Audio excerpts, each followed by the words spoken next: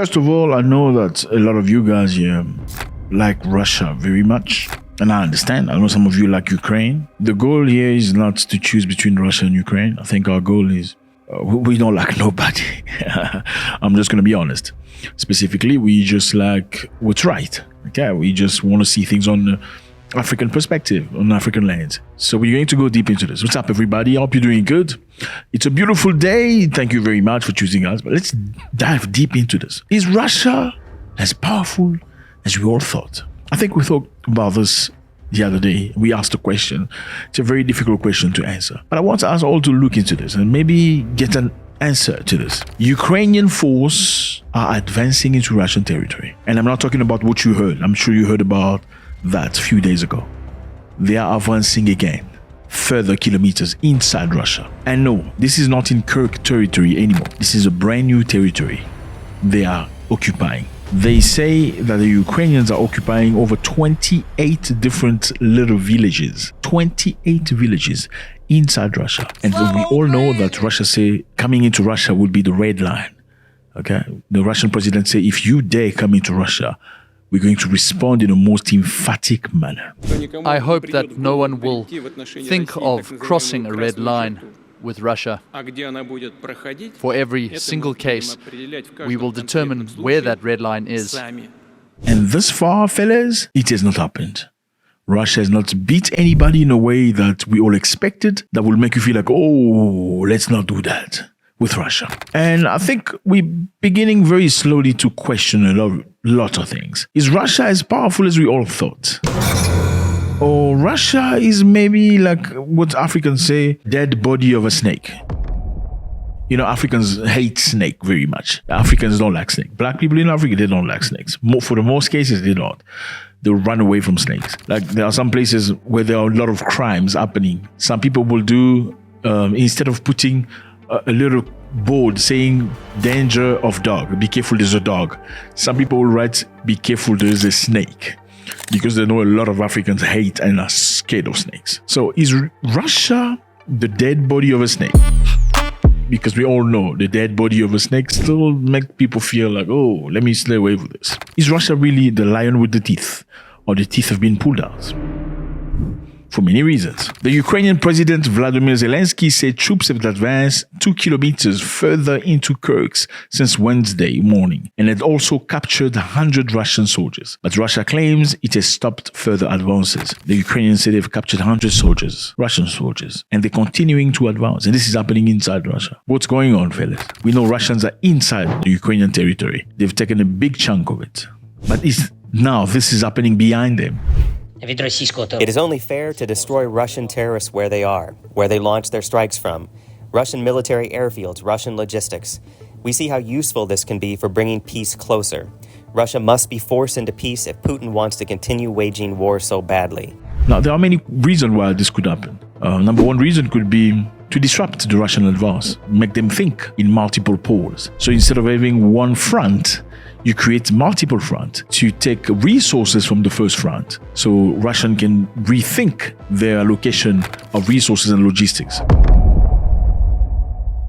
We know the Russians in Ukraine that are fighting are some of the most vicious Russian fighters. Are the Russians behind as vicious as the one in front in Ukraine? Well, the Russians behind, for most cases, are reservists. Most cases. Some of them are not necessarily active soldiers, so they don't necessarily have the experience of these guys in front. And this is a very big problem. Now, the Ukrainians also say that they're not interested in taking territories in Russia. They're not looking to take over Russia. That's not their goal. They just want to show Russia a lesson. They say the sooner Russia agrees to restore peace, the sooner the raids by Ukrainian defense forces into Russia will stop. So it's like, you're fighting in my face, but I'm pulling your balls very quickly, because it hurt. And as soon as you stop beating me up, I'm going to stop pulling you know what I mean? And also, the other danger is, remember, Vladimir Putin promised his people that the war in Ukraine is going to be swift. So within weeks, he should be able to finish it. But it's been 3 years. That's not what he said. Did he underestimate the Ukrainian power? Did he underestimate the capabilities of Ukraine to invade Russia? Because this is what they're doing now. Remember, he had a red line saying, if you cross this line, you're going to be punished for it. For every single case, we will determine where that red line is. How many times the line has been crossed? What has Russia done? Nothing that will make you feel like, let me not do this again. Because up until now, as we're speaking, there are Ukrainian soldiers in Russian territory. Will Vernon, BBC News.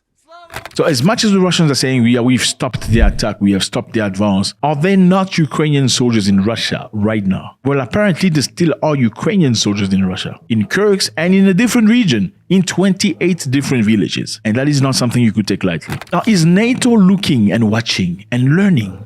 Well, they say sometimes you need to learn about your enemy's weaknesses on how he deal with situations. Because Russia has not been able to deal with this very swiftly. Americans, the French, the Germans, and all these people are watching and they're learning where are Russia's weaknesses. Is Russia just as strong as a nuclear power? I mean, isn't Russia capable of defending its land with soldiers without using nuclear power? Is the nuclear power of Russia the only thing that's actually scaring the West? Maybe. Now, the Ukrainians have gone further. Earlier in a meeting with government officials, Mr. Zelensky said he would consider setting up a military command office in the region. So in Russia, you want to set up a military command. We are taking over Russia and we're going to set up a military command. That's what he's saying. I mean, you must have a level of, I don't care about what you're going to do to say that. I'm going to set up a military command in your bedroom.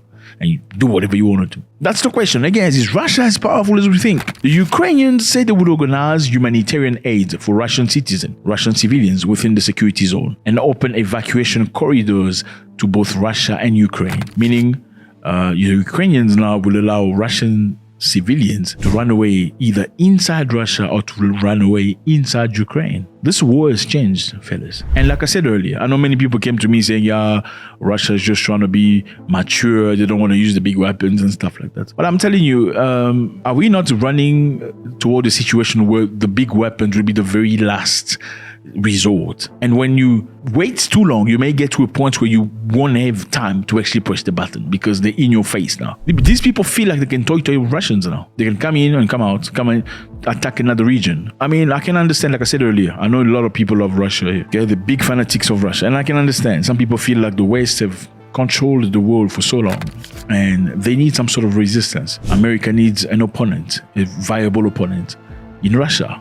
America wants to control the world, police the world, needs somebody to stand up to him. I understand that. But is Russia really that opponent that everybody's waiting for? Or is Russia very slowly crumbling inside itself?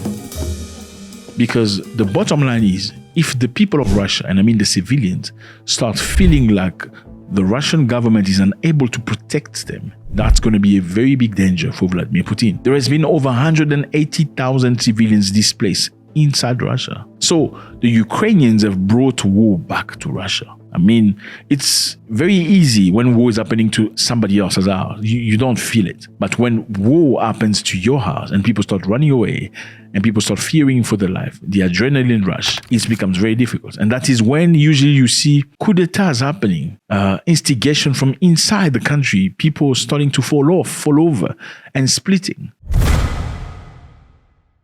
If Russia, it truly is as powerful as we think militarily, and we're not talking bomb clusters, we're not talking atomic bombs, why hasn't special forces of Russia dismantled this? Or are the Ukrainians maybe just as strong as the Russians with a smaller name? Let me know how you feel about this. It's always a great pleasure. Is Vladimir Putin playing a game? Is he really just not trying to hurt Ukraine? Or he doesn't have much options? Because the only option he has here apparently is to call the soldiers back either from Ukraine to go back to Russia and defend Russia in the territory, which is going to be a very big decision to make. That will mean then Russia will lose the territory they have won already within 3 years inside Ukraine. God bless.